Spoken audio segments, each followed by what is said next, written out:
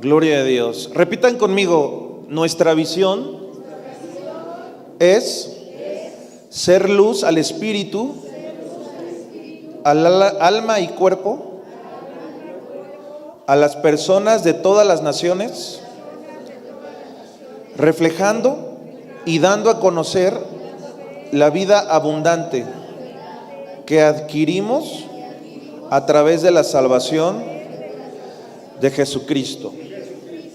Evangelio según San Lucas capítulo 3, Evangelio según San Lucas capítulo 3, vamos al versículo 4. Vamos a comenzar esta mañana allí. Y cuando tenga el versículo, bueno, lo tenemos enfrente. Algunos tal vez no alcanzan a leer, les sugiero que pasen a los lugares de enfrente. Y dice la palabra de Dios, como está escrito en el libro de las palabras del profeta Isaías, que dice: voz del que clama en el desierto, preparad el camino del Señor, enderezad sus sendas. Todo valle se rellenará, y se bajará todo monte y collado. Los caminos torcidos serán enderezados, y los caminos ásperos allanados. Y verá toda carne la salvación de Dios. Lo voy a repetir, y verá toda carne la salvación de Dios.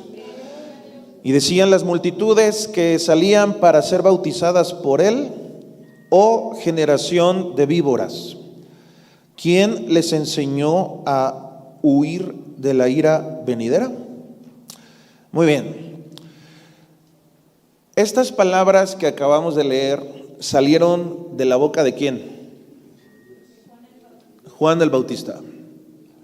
Sí, aquí el que estaba hablando era Juan el Bautista. Juan el Bautista recibió el Espíritu Santo desde que estaba en el vientre de su madre. Juan el Bautista, dice la Biblia, lo leímos, lo comentamos hace poco, que a él se le decía que era como una antorcha encendida. La gente le decía a él, le preguntaba: ¿tú eres el Cristo? ¿Tú eres el Salvador? Y él decía: yo no soy. Hay uno más poderoso que yo.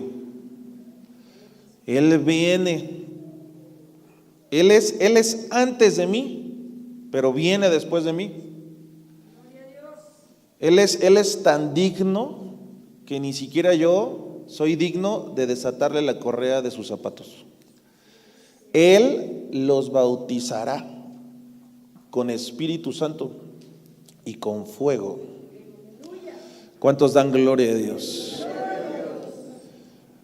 El ministerio, el propósito de Juan el Bautista era preparar el camino a Jesús. Así que de una manera, a través de metáforas, aquí la Biblia dice: hay alguien que clama en el desierto, refiriéndose a Juan el Bautista. Él prepara el camino del Señor. Así que él dice aquí: endereza las sendas. Endereza. Si las sendas estaban torcidas, él va a enderezar el camino. El valle, lo que está profundo, dice aquí, se rellenará. O sea, no va a haber bajadas, subidas, curvas. Él endereza y el valle se rellena, y lo alto, el monte, el collado, se baja. Los caminos torcidos se enderezan y lo áspero se allana, para dejar un camino así planito, recto. ¿Hacia quién? Hacia Jesús. Todo lo que él comenzó a hablar fue preparando a la gente para que cuando, dice aquí el pasaje, toda carne viera la salvación de Dios, fuera más fácil para la gente creer en Jesús. ¿Cuántos dan gloria a Dios?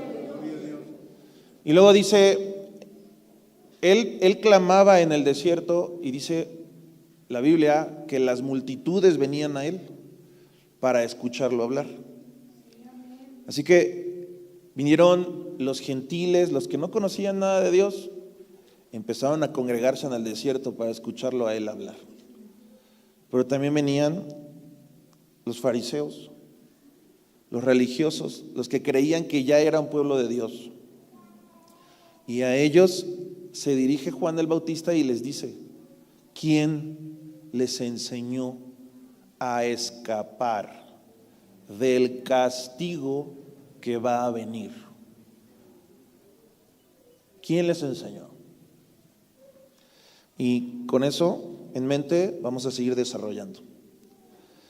Mateo capítulo 1 versículo 21 dice: y dará a luz un hijo, refiriéndose a una mujer llamada María. Una mujer María será engendrada, será embarazada, mejor dicho, será embarazada por el Espíritu Santo y engendrará a un hijo, o dará a luz a un hijo, y le llamarás Jesús, porque él, es decir, Jesús, salvará a su pueblo de sus pecados. Repito la visión de nuestra iglesia: ser luz al espíritu, alma y cuerpo a las personas de todas las naciones, reflejando y dando a conocer la vida abundante, ojo, que adquirimos a través de la salvación de Jesucristo. Así que Juan el Bautista predica, allana el camino y pregunta: ¿quién les enseñó a escapar del castigo que va a venir? Jesús recibió su nombre no de sus papás terrenales, sino de Dios.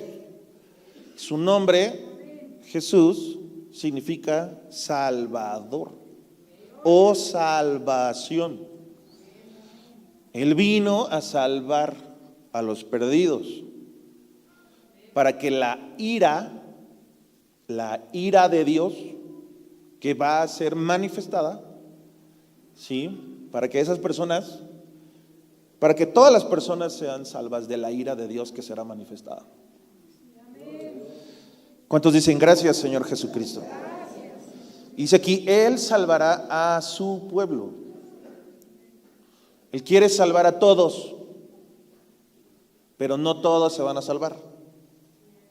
Él salvará a su pueblo ¿de qué? De sus pecados. El pecado es el origen de todos nuestros problemas.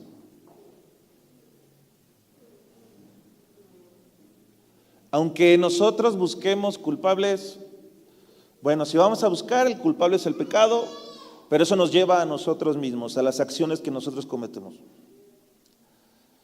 La gran mayoría o casi todas las cosas son malas, son consecuencia de nuestros pecados. Hablemos de lo emocional o de lo espiritual o de lo físico. Las enfermedades, las tristezas, el vacío que hay en nuestro corazón, todos los problemas, casi todos, 99.9%, el origen es el pecado. Y el pecado tiene una consecuencia. El pecado nos separa de Dios. Y eso es lo peor, porque separados de Dios, nuestra vida no tiene sentido. Aunque el mundo nos quiere engañar, haciéndonos pensar que podemos tener una vida maravillosa separados de Dios. Pero el hombre fue creado para deleitarse en la presencia de Dios.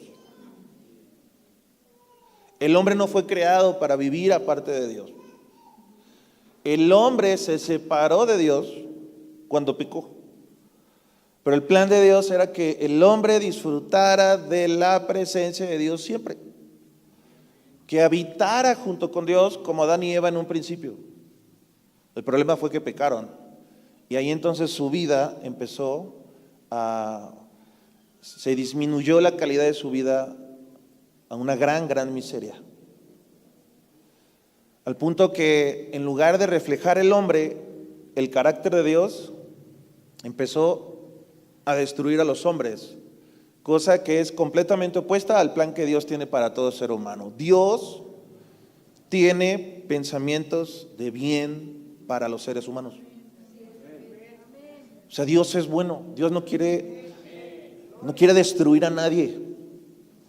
Él quiere que a todos les vaya excelentemente bien. Ese siempre ha sido su plan de Dios. Él no quiere destruir a nadie. Él nos disciplina, nos castiga, nos azota, como dice su palabra, pero lo hace por amor, para que nosotros podamos corregir y no nos perdamos. Pero Dios siempre ha querido bendecir al ser humano.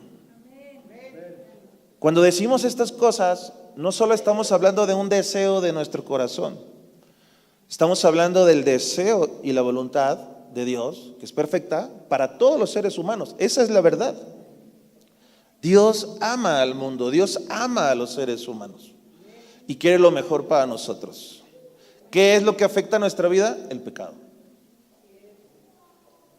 El hacer las cosas que no son sabias, ir en contra de lo que Dios nos está pidiendo, es lo que afecta nuestras vidas. Y todo eso van a existir consecuencias de hacer todo lo malo o de no obedecer a Dios. Las consecuencias las vamos a sufrir en nuestra persona, en esta tierra, muchas consecuencias. Pero va a llegar el día donde Él va a venir a darle a cada uno lo que merece. Y tú y yo no tenemos idea de lo que va a suceder ese día. O sea, no tenemos idea de lo que es ver al Dios Todopoderoso mostrando su ira. Tal vez tú experimentaste un día el que alguien con ira se viniera en contra de ti a querer matarte y de puro milagro te salvaste o Dios te salvó. No sé si alguno de ustedes ha visto a alguien en total descontrol. Yo creo que varios aquí sí. En ese descontrol una persona puede matar, pero eso queda lejos de la ira de Dios. La ira de Dios va a ser tan grande que dice la Biblia que todo será conmovido. La misma tierra se va a conmover, los mares, todo. No quedará piedra sobre piedra. Todo será destruido. Todo. No habrá lugar donde el hombre pueda esconderse de Dios para recibir el castigo. Ahora, ¿por qué? Porque eso es justo. Cuando a una persona se le dan muchísimas oportunidades, cuando se le ha mostrado paciencia tras paciencia tras paciencia, y cuando la persona, aún sabiendo todo lo que tiene que hacer, no lo hace, transgrede, hace lo que no debe hacer y aún encuentra placer en ello, dice la Biblia que son dignos de destrucción.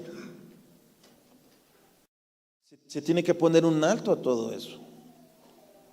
Así que imaginemos el día de la ira. Imaginemos, pero nuestra imaginación se queda lejos de lo que va realmente a suceder.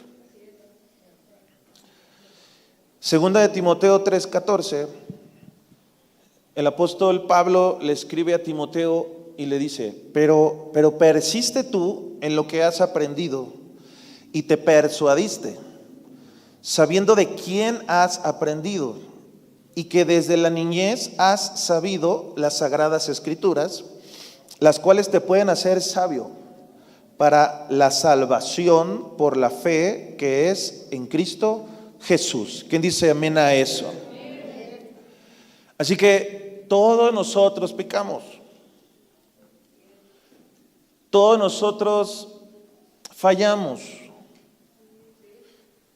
A veces queremos hacer lo correcto y terminamos fallando una vez más.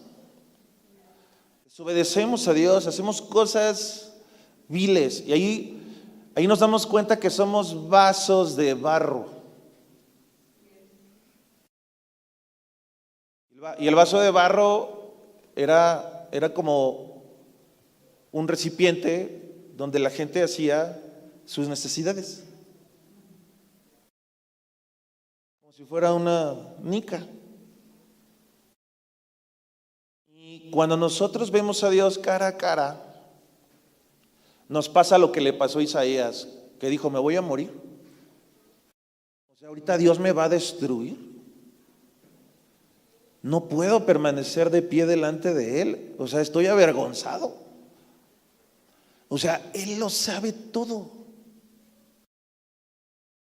No soy como Él. Él es digno, Él es único. Me voy a morir. Pero Dios tuvo misericordia de Él en ese momento. Pero eso nos pasa a nosotros cuando estamos cerca de Dios y nos damos cuenta de nuestra vileza.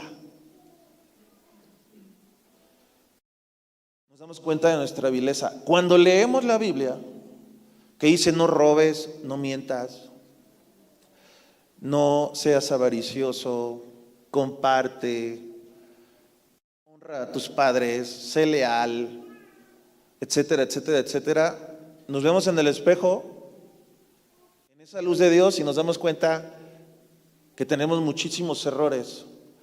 Y entonces todo eso nos lleva a la verdad de que merecemos castigo. Que no merecemos muchas de las cosas buenas que Dios nos da.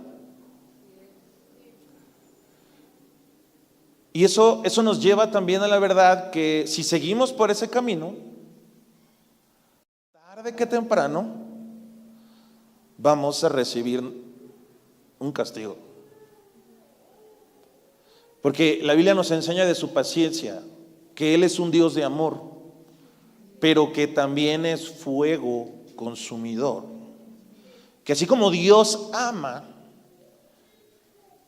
y levanta al caído, Él también puede destruir a los seres humanos. Y entonces leemos la Biblia y encontramos el ejemplo de las personas que vivían en el tiempo de Noé.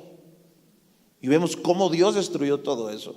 Y más adelante vemos la historia también de Sodoma y Gomorra y cómo Dios destruyó a esas ciudades. Y vemos la historia de un hombre llamado Judas que terminó muy mal. Y vamos viendo a lo largo de la Biblia el ejemplo, por ejemplo, Balaam, que también se perdió por causa del dinero, porque amó el premio de la maldad, dice la Biblia. Y de un hombre, de una mujer llamada Zafira que engañó y que murió. Y si vamos nosotros viendo a detalle, nos vamos encontrando todas estas personas, de un hombre llamado Saúl, que lo escogió Dios y después lo desechó. De Esaú, que menospreció la primogenitura y la bendición de Dios, la elección que Dios tuvo para con él. Y entonces lo que pasó, que aun cuando quiso arrepentirse, ya no hubo tiempo para arrepentirse.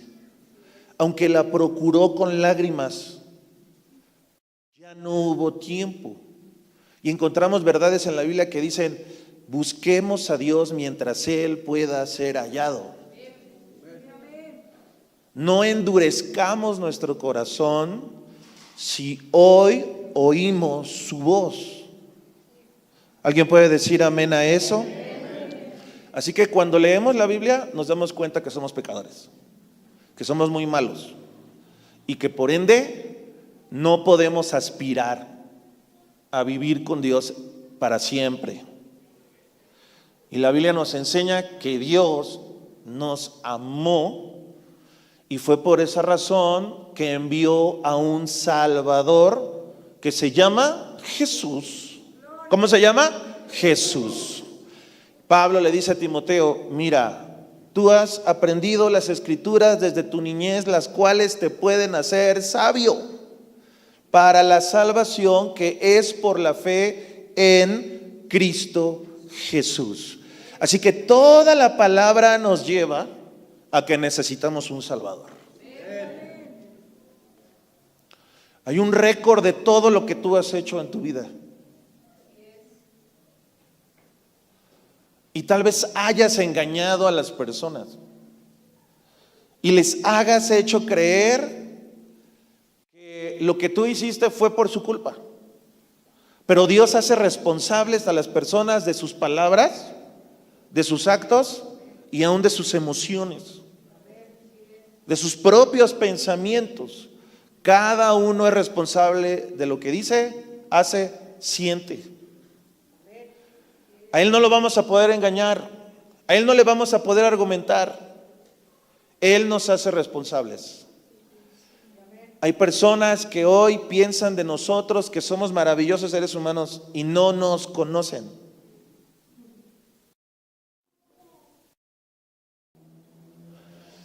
Y todos necesitamos un Salvador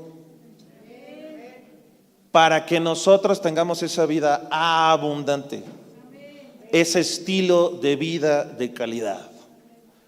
Y al que nosotros presentamos y predicamos y leemos en la Biblia, no es otro más que Jesucristo.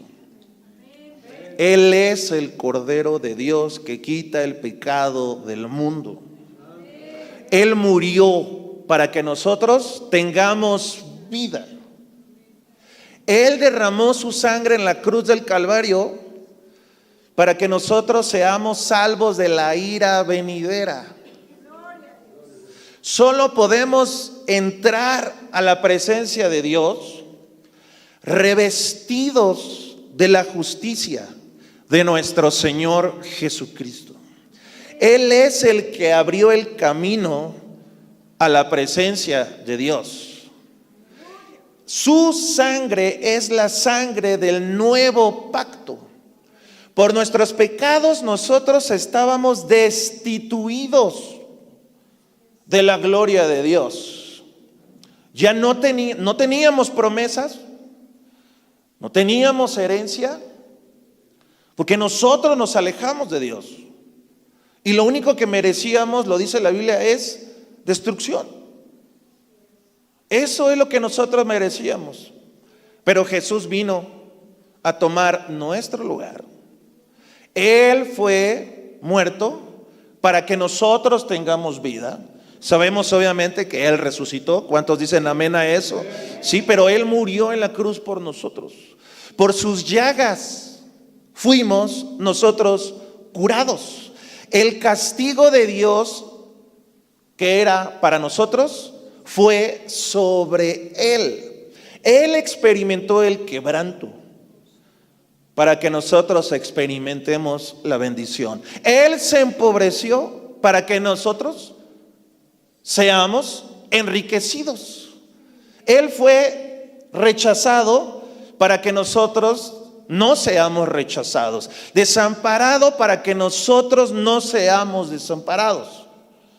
Por todo lo que hizo Jesús en la cruz del Calvario. Porque Él salva a los que creen en Él. A los que creen que Él tomó el lugar en la cruz que nosotros merecíamos. Entonces no hay condenación para nosotros, los que creemos en Cristo Jesús. Ya nada nos puede separar del amor de Dios. Ni enfermedad, ni angustia, ni persecución, ni hambre, ni escasez, ni lo presente, ni lo porvenir, ni lo alto, ni lo bajo. Nada nos puede separar del amor de Dios, que es no por lo que tú y yo hacemos, sino por lo que hizo el Señor Jesús en la cruz del Calvario. A Él sea toda la gloria, la honra y la alabanza por los siglos de los siglos. Él es nuestro Redentor que vive. ¿Cuántos dicen amén a eso? Así que no hay salvación por obras, la salvación es por fe. Nuestras mejores obras dejan mucho que desear. Aunque intentemos hacerlo mejor, vamos a darnos cuenta que vamos a fallar en algunas ocasiones. No estoy diciéndoles que lleven una vida pecaminosa, porque si llevan una vida pecaminosa, ¿qué les va a pasar? ¿Lo dijimos? Les va a ir muy mal. No hay estilo de vida de calidad para una persona que vive en el pecado. No existe. Vamos a estar enfermos, vamos a estar deprimidos, ¿sí? Vamos a estar escondiéndonos en una cueva, ¿sí? Podemos tener todo, pero va a haber un vacío en nuestro corazón que solamente el Señor Jesucristo puede llenar, solo Dios puede llenar, solo Él nos da vida y vida en abundancia. Así que no les estoy diciendo que pequen, al revés, tenemos que despojarnos del viejo hombre, tenemos que descubrir lo que nos está destruyendo y renunciar a esas cosas. No lo podemos hacer en nuestras fuerzas, necesitamos a Jesús. Él es el que nos muestra el error, Él es el que nos da la fuerza para vencer allí en nuestra debilidad, para que nuestros enemigos tropiecen, caigan, para que les cortemos la cabeza. Él es el libertador, lo necesitamos de nuestro lado, guiándonos cada día en nuestra vida, para que nos ayude a examinar todo lo que nosotros estamos viviendo. Así de cerca con Jesús, que lo sabe todo, que es consejero, que es admirable, ¿sí? Que Él conoce todas las cosas y nos las puede revelar a nosotros para que tengamos una vida y vida en abundancia, para no ser engañados. Ahora, yo sé que estoy redundando mucho aquí, pero esa es la verdad que hoy tengo que transmitirles. No hay vida abundante sin la salvación de Jesucristo. No hay manera de tener vida abundante si Jesucristo no entra en la ecuación. Entonces es importantísimo que creamos en Jesús. No solo se trata de creer en Dios.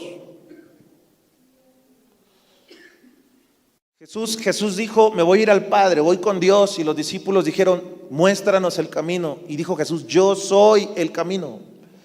Nadie viene al Padre si no es a través de mí. Por eso la visión es reflejando y dando a conocer la vida abundante que adquirimos a través de la salvación de Jesucristo. Nosotros creemos que solo la vida abundante puede venir a través de nuestro Señor Jesucristo. ¿Alguien puede decir amén a eso? Juan capítulo 8, versículo 31, lo tenemos aquí enfrente. Dijo Jesús a los judíos que habían creído en Él. ¿Ya creían en Él? Bueno, aquí dice que creían en Él. Creyeron, algunos empezaron a creer en Él. Y dijeron, Él es el Salvador. Él es el Mesías.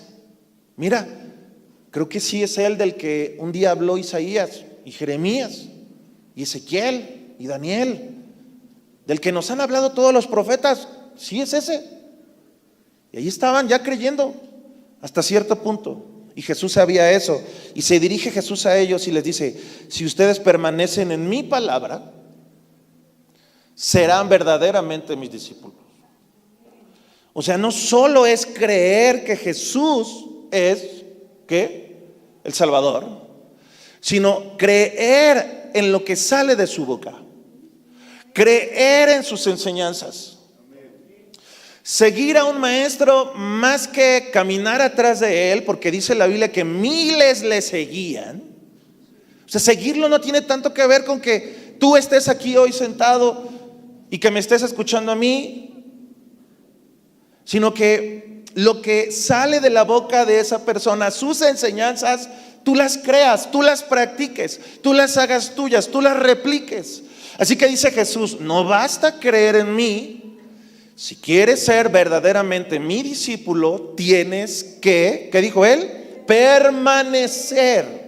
Ni siquiera estar de acuerdo, sino retener. Lo mismo que le dijo Pablo a Timoteo: tú has recibido la verdad de parte de tu mamá y de tu abuela, y tienes que permanecer en esa verdad, retener las enseñanzas que te han dado, en las cuales te has persuadido, las cuales te pueden hacer sabio para que te salves creyendo en Jesús como tu Salvador. Y aquí Jesús está diciendo: necesitan permanecer en mi palabra. Hay mucha gente que escucha la palabra, y cuando escucha la palabra la recibe con gozo, pero cuando viene el momento de la prueba ya no cree en la palabra. Podemos estar de acuerdo con las enseñanzas, nos pueden gustar, nos podemos emocionar, pero cuando salgamos de este lugar tenemos que llevarlas a la práctica. Cuando la situación difícil esté presente, donde a veces no queremos hacer lo que Jesús dice, es cuando más lo tenemos que hacer para ser verdaderamente sus discípulos.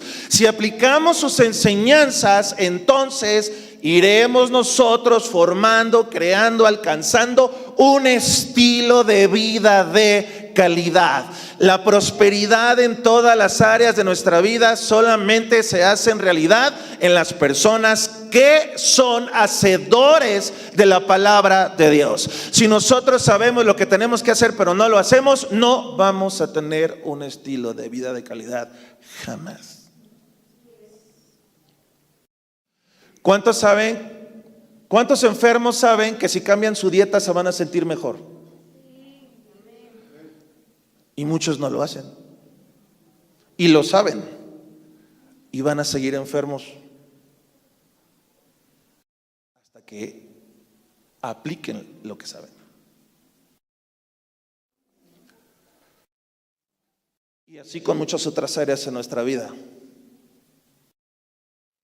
No hay manera de tener una vida abundante si solo creemos en Jesús, si nos colgamos un crucifijo y ponemos una imagen de repente en nuestro estado de nuestro celular. Eso no le da vida abundante a nadie.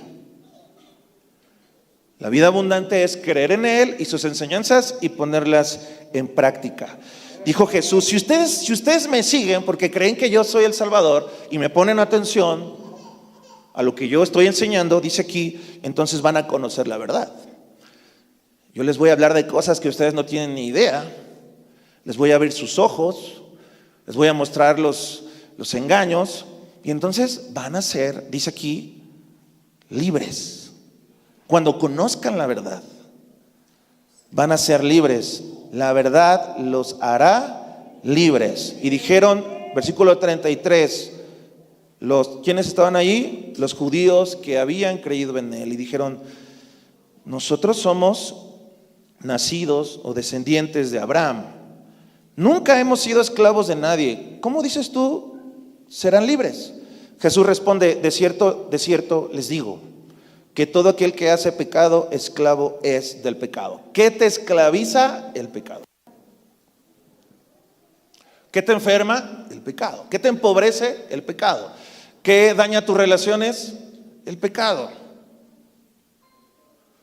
El pecado es el que te esclaviza. No necesitas estar detrás de una celda, de una reja, en una celda, para estar esclavo. No necesitas un grillete. No necesitas unas esposas en tus manos para ser un esclavo. No necesitas estar en una mina trabajando 12 horas al día. El pecado nos esclaviza. El pecado nos quita la libertad. El pecado siempre ha sido el problema desde el principio. Satanás lo sabía y entonces echó a andar toda su estrategia y todos sus engaños para que la gente pecara, para que no hiciera lo que Dios había dicho que tenían que hacer, y de esa manera redujo su vida a la miseria. De esa manera el hombre y la mujer comenzaron a experimentar toda clase de problemas. Y se los quiero decir nuevamente, por favor, el problema, el origen principal de tu situación o de no tener un estilo de vida de calidad, de días hermosos sobre esta tierra, es tu pecado. Es ir en contra de lo que Dios dice o desconocer la verdad de Dios y por ende no practicarla, que al final del día el resultado va a ser el mismo. Esta gente, estos judíos, creyeron en Jesús, medio creían en sus enseñanzas, parece, pero miren luego cómo no pudieron creer. Les dijo, necesitan ser libres. Y ellos dijeron, nosotros no somos libres. Entonces allí hay una argumentación. Ellos no estaban de acuerdo con lo que Jesús les estaba diciendo, cuando las palabras de Jesús son verdad. Y ese era su problema. No creían, medio creían. Tenían complicaciones para poder recibir con mansedumbre lo que Jesús enseñaba. No eran mansos, no lo iban a aplicar de inmediato. No era la misma opinión de Jesús y la que tenían esas personas. ¿Cómo vamos a ser libres si nunca hemos sido esclavos? Jesús dice, si ustedes pecan son esclavos. Y entonces ahí medio les dio luz, porque obviamente una pequeña parte de ellos les decía que sí eran pecadores. Juan 8:34, Jesús les dijo, miren, les digo otra vez la verdad. El 35, y les dice, y el esclavo, el que peca es esclavo, y el esclavo no queda en la casa para siempre. El hijo sí queda para siempre.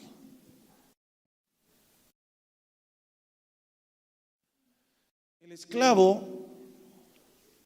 dice en la Biblia que el esclavo, ustedes piensen en un hombre que tiene una gran hacienda. Ese hombre es Dios.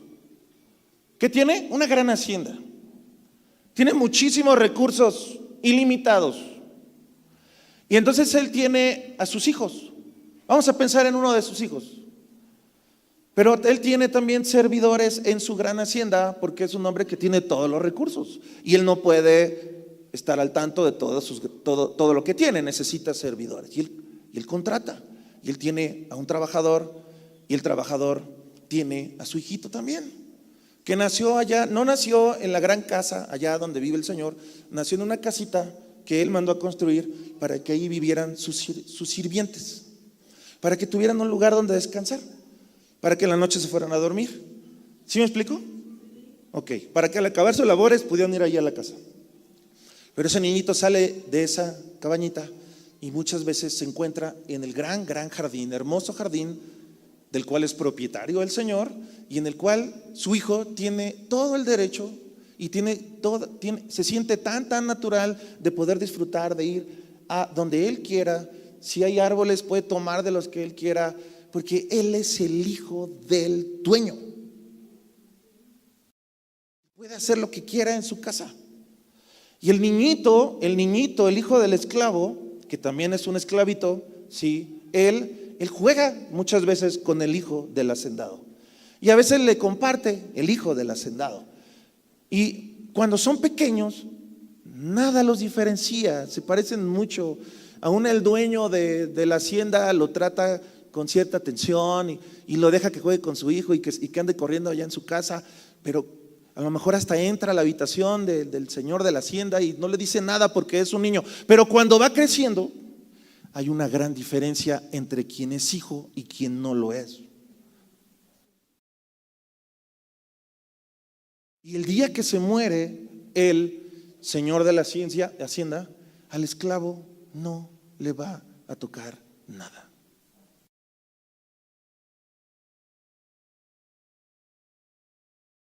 Por eso dice, el pecado nos esclaviza. Y dice, ¿y qué crees? Que el esclavo no queda en la casa para siempre. Hay bendiciones a las cuales el esclavo nunca va a tener derecho, nunca va a disfrutar. Estas bendiciones solamente son para los hijos, porque el hijo sí se queda para siempre. Y ahora dice entonces Jesús, si el hijo los libera, el hijo de Dios, serán verdaderamente libres. Y dice Jesús, yo sé que son descendientes de Abraham, pero me procuran matar. Y la razón es que mi palabra no haya cabida en ustedes. No entienden mi lenguaje. Dice Jesús, yo hablo lo que he visto respecto de mi papá. Y ustedes hacen lo que han oído acerca de su papá. ¿Quién era el papá de los esclavos? Si leemos más abajo. ¿Quién era el papá de los esclavos? ¿Quién? ¿No han leído ese pasaje? Bueno, Satanás.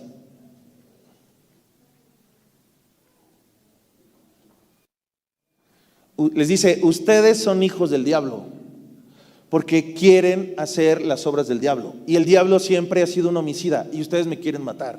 Y la única razón por la que me quieren matar es porque les estoy diciendo la verdad. Pero quiero que pongan atención en el versículo 38, porque dice, yo les hablo lo que he visto de mi Padre.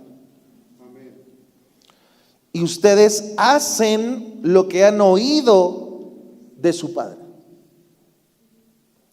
O sea que lo que nosotros hacemos tiene una íntima relación con lo que oímos. Y la palabra de Dios tiene tanto poder, dice la Biblia, que puede hacer que una persona se salve. Es una palabra viva. Y habiendo oído el evangelio de nuestra salvación y habiendo creído en él, recibimos el espíritu de adopción. Ahora, nosotros somos creación de Dios. Todo ser humano que tiene la vida es porque Dios le dio la vida. No hay nadie que pueda dar vida, solamente Dios puede dar la vida. Pero nosotros, por nuestros pecados, no solamente no éramos hijos de Dios, sí, fuimos separados de Dios, pero ahora en Jesús podemos ser adoptados. Y lo maravilloso es que cuando un hijo, una persona que no es hijo, es adoptada, ¿qué pasa? Recibe todos los derechos de un hijo natural. Todos, los mismitos. Y ahora recibe el derecho a heredar. No solo recibe un apellido, ahora recibe el derecho de heredar, de recibir herencia, de poder disfrutar de todas las cosas. Todas esas cosas a las cuales no tenía acceso, ahora están allí para que este hijo pueda disfrutarlas.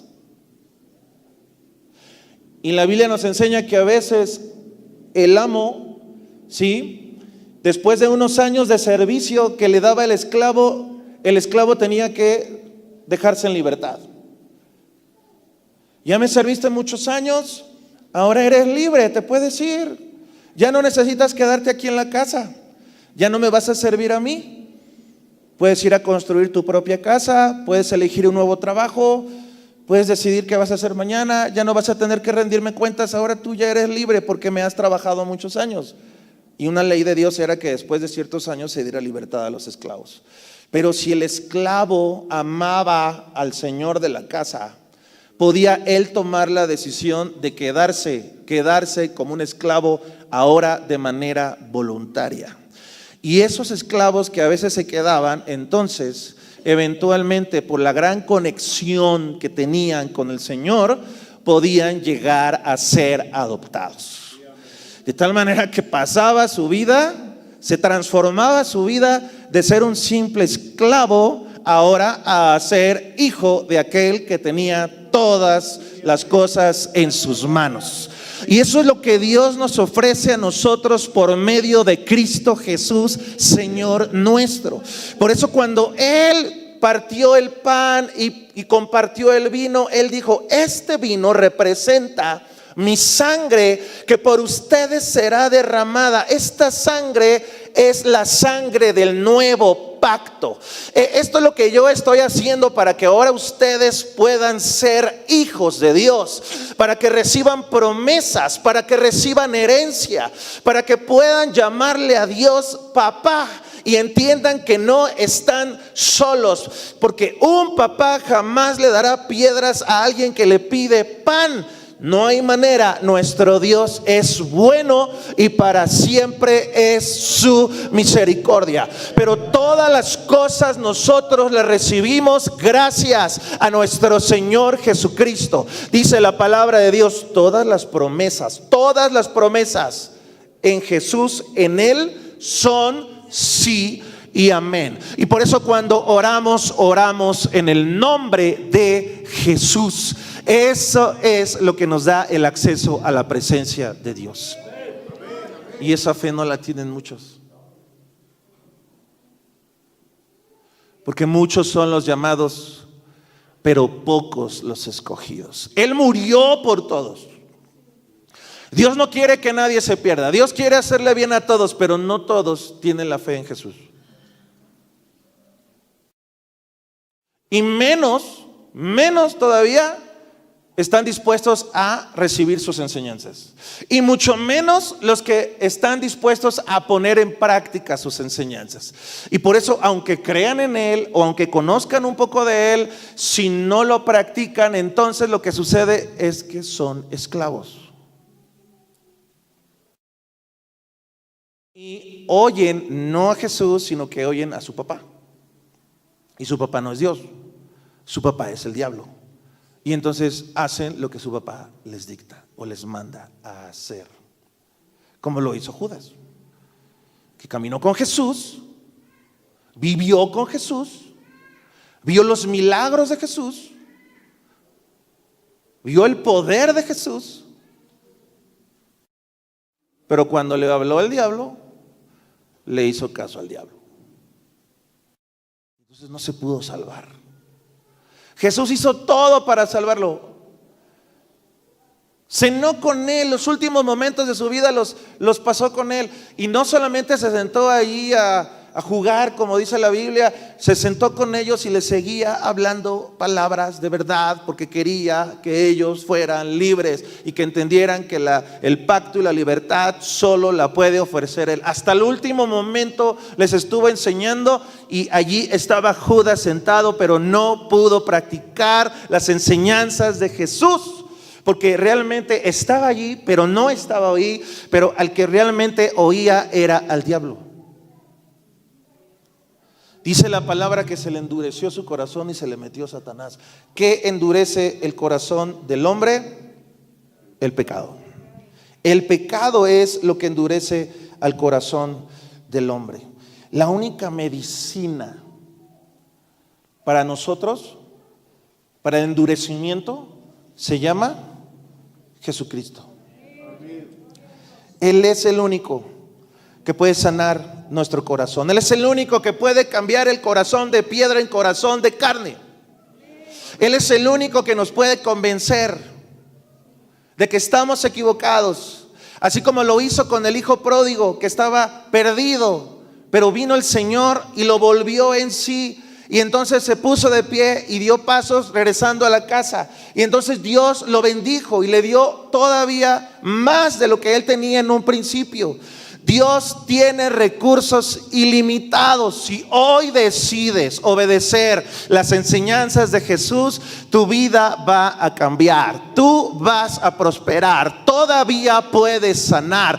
Todavía puedes ser feliz. Todavía puedes prosperar económicamente. Todavía tu matrimonio se puede restaurar. Todavía puedes disfrutar de toda la bendición, de la gloria, lo mejor que Dios tiene para nosotros. Aún hay tiempo. No importa que te haya sido un mes, un año, 2 o 3. Si tú hoy regresas al Señor y entiendes que sin Él no lo vas a poder hacer, si tú reconoces que eres esclavo y que estás en esa condición, que no tienes vida abundante, hoy es el día que tú le entregues tu vida una vez más a Jesús y que le digas: sálvame. Tú eres la salvación, tú eres la solución. Fuera de ti estoy perdido. Tú eres la luz de mi vida.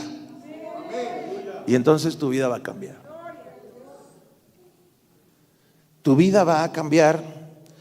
No importa lo que haya pasado, no importa que no hayas entrado a la universidad, no importa que no tengas la casa de tus sueños, no importa nada. Si sigues a Jesús, tendrás la luz de la vida y tu vida estará totalmente plena. Vida y vida en abundancia. Y las cosas que en verdad necesitas, Dios te las va a dar en su tiempo perfecto. Él te va a enseñar a través de todas las cosas que tú estás experimentando. Y continuamente habrá en tu boca un canto de alabanza que sale de lo profundo de tu corazón, porque estás confiado en aquel en quien has puesto tu vida.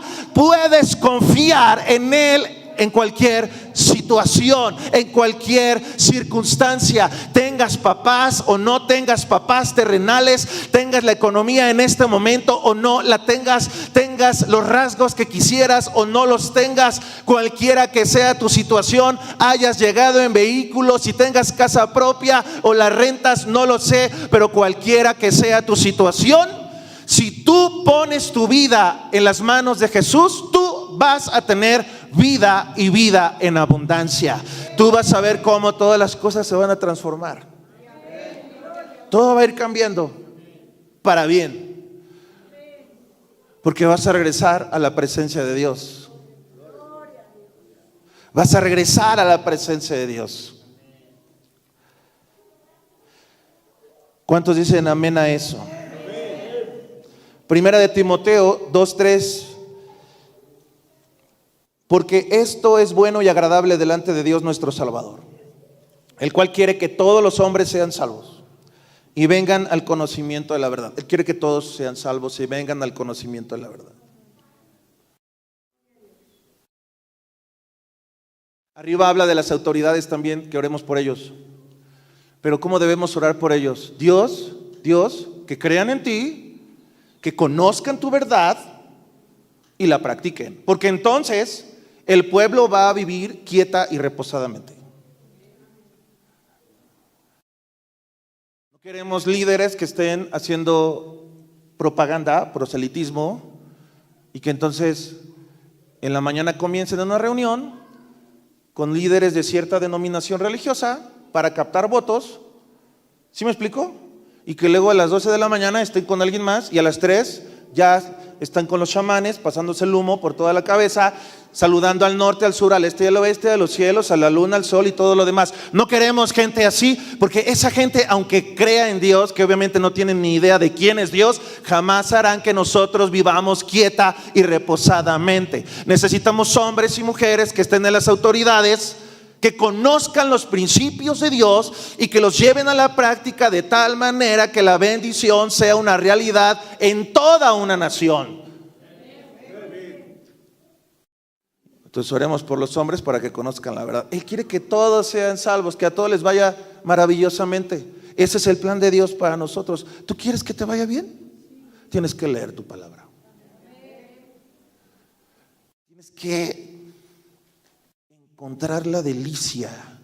Así como tienes la delicia, así como tienes pegado ese celular en tu mano, así como te la pasas horas deslizando eso, todas esas cosas, ¿sí? No sé qué es lo que más ames o a qué le inviertes más tiempo, pero si tú no amas la palabra, si no entiendes la palabra y si no la practicas, no hay estilo de vida de calidad. Hay una religión. No vas a ser un verdadero discípulo. Vas a estar esclavizado. Te vas a sentir como esclavo. Te vas a sentir cansado. Te vas a sentir frustrado. Te vas a sentir triste, decepcionado. O sea, tu vida va a ser algo que no vas a amar. Tus días serán fatiga. Tus días serán una carga. Aunque vengas a un lugar como estos.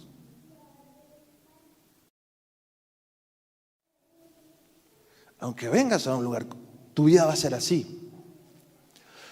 Porque no somos verdaderos discípulos. Entonces, hay un solo Dios, versículo 5, y un solo mediador entre Dios y los hombres, que es Jesucristo. ¿Quién es? Jesucristo. Versículo 6, el cual se dio a sí mismo en rescate por todos, del cual se dio testimonio a su debido tiempo. Él se dio por nosotros en rescate. El rescate es un pago. Tú estabas endeudado y Él vino y pagó. Anuló la deuda. La canceló. Dice la Biblia en la cruz. Allí clavó la cuenta, el pagaré que decía que tenías que pagar con tu vida. Allí Él dijo, sangre por sangre, yo derramo mi sangre por esta persona. Se dio en rescate, nadie lo obligó, se entregó a sí mismo y ahí pagó la deuda. Y si tú crees en eso, tu deuda está canceladísima. Ya no hay condenación. No puedes ser juzgado 2 veces por el mismo delito. Su sangre fue lo suficientemente digna para que entonces tu deuda quede completamente cancelada. Así fue como Él lo hizo. Y por eso Él es el Salvador del mundo, de todos los que creen en Él. Nuestra victoria está en Jesús. Nuestra esperanza está en Jesús. Nuestra victoria fue en la cruz del Calvario, que aparte ya sabemos, por si fuera poco, que pasó al tercer día, resucitó. Y se le dio toda la autoridad en el cielo y en la tierra y debajo de la tierra, para que toda rodilla se doble ante su presencia y toda lengua confiese que Jesús es el Señor, para gloria de Dios Padre. Yo termino con esto. O sea, es Jesús. Ese es el mensaje sencillo. Necesitas a Jesús. Necesitas sus enseñanzas. Necesitas aplicar su palabra y vas a prosperar en todas las áreas de tu vida. No hay manera que no prosperes. Juan 20:30. Hizo además Jesús muchas otras señales en presencia de sus discípulos. ¿Cuántas señales hizo? Muchísimas.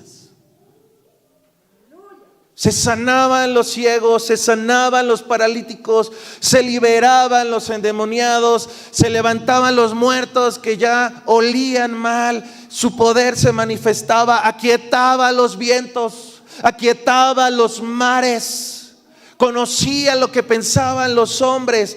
Todo estaba desnudo delante de Él. A los demonios los callaba, los expulsaba. Cuando Él hablaba, la gente no podía resistir la sabiduría que salía de su boca. Y decía la gente: Él no habla como los demás. Convertía panes, 5 panes alimentaba a miles con 5 panes. Y todavía se llenaban las cestas después de que la gente comía. Le regresaba la vista a los ciegos solamente con un poquito de lodo que ponía en sus ojos. Pasaban cosas maravillosas. Personas que habían nacido mudas comenzaban a hablar y adorar al Rey de Reyes. Cosas que nunca se habían visto y se habían oído tuvieron lugar cuando la gloria fue vista por toda carne en el tiempo que Jesús anduvo entre nosotros. No entre nosotros, pero sí entre ellos, porque lo vieron, lo palparon, lo escucharon. Qué maravillosa experiencia. Toda clase de milagros. Escucharon algunos la voz de Dios cuando vino también el Espíritu Santo y se abrieron los cielos y se escuchó una voz que decía: este es mi Hijo amado en el cual tengo complacencia. Otros los vieron orar y fue tan maravillosa su transformación que su rostro y sus vestidos empezaron a resplandecer, que no había jabón en la tierra que pudiera hacer los vestidos tan blancos. Se transfiguró y le dijeron: oh, qué bueno es estar aquí. ¿Te parece si nos quedamos contigo aquí para siempre? Pero se escuchó una voz en los cielos, porque ahí también se apareció un hombre llamado Moisés y otro llamado Elías. Pero la voz dijo: ahora pongan atención a este hombre llamado Jesús, a él oíd, porque en él tengo complacencia. Así que era maravilloso caminar con Jesús. Caminaba sobre las aguas, llegaba a un lugar antes de las personas que ya habían ido hacia ese lugar. ¿Cómo pudo él llegar primero a ese lugar? Porque él era completamente hombre, pero también era completamente Dios. Era Dios manifestado manifestado en carne. Era Dios diciéndonos: tu vida sin mí es nada, pero si caminas conmigo verás cosas inigualables, cosas maravillosas. Así que él hacía milagros. Dice el pasaje que él hizo muchas señales, algunas las mencioné, en presencia de sus discípulos. Ni siquiera se menciona a las multitudes. Las multitudes aquí ya no están presentes, porque las multitudes pueden ver señales, las multitudes pueden ver a un monte temblar, las multitudes pueden ver toda clase de milagros, y ni así van a poder creer.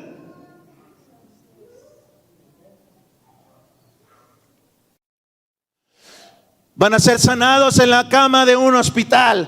Dios les va a dar un trabajo, un muy buen trabajo, porque ellos se lo pidieron a Dios. Pero es que Dios es bueno y para siempre es su misericordia. Pero cuando se trata de sentarse a los pies del maestro para escuchar sus enseñanzas, y cuando se trata de poner en práctica y ser obedientes, aún cuando parece que Dios no nos está viendo, ahí cambia la cosa. Ahí solo los hijos de Dios hacen las cosas de Dios. Así que le dice a los discípulos, dice aquí, hizo Jesús muchas señales en presencia de los discípulos. Tú has visto la gloria de Dios. Tú has visto la gloria de Dios. Tú has visto la gloria de Dios. Ustedes han visto la gloria de Dios. Aún los que tenemos poco tiempo en el Señor hemos visto la mano de Dios. Hemos visto oraciones que se han respondido. Hemos visto cómo la harina y el aceite no escasea en nuestras casas. Hemos visto cómo Dios sostiene nuestro trabajo. Hemos visto cómo Dios nos añade el recurso para sacar adelante a nuestra familia. Hemos visto cómo Dios consuela nuestro corazón. Hemos visto tantas cosas. Hemos sentido su presencia. Hemos recibido su gozo. Hemos visto su bondad cuando nosotros no la merecemos. Sí o no. Pero la pregunta es: ¿vas a recibir su palabra? ¿Vas a aplicar su palabra? Porque el milagro que Dios te hizo, los milagros que Dios te hizo, el que Dios te cambie tu lamento en danza, el que Dios responda a una oración, el trabajo que Dios te dio, ¿sí me estoy explicando? La sanidad que Dios te regaló no te dan por sí sola un estilo de vida de calidad. Puedes estar sano del cuerpo y muerto en el espíritu y tu alma.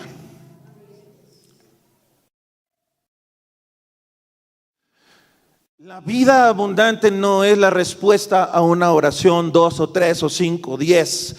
La vida abundante no se limita a eso. Dice Jesús, dice la palabra, Juan, muchas señales en presencia de sus discípulos, las cuales no están escritas en este libro.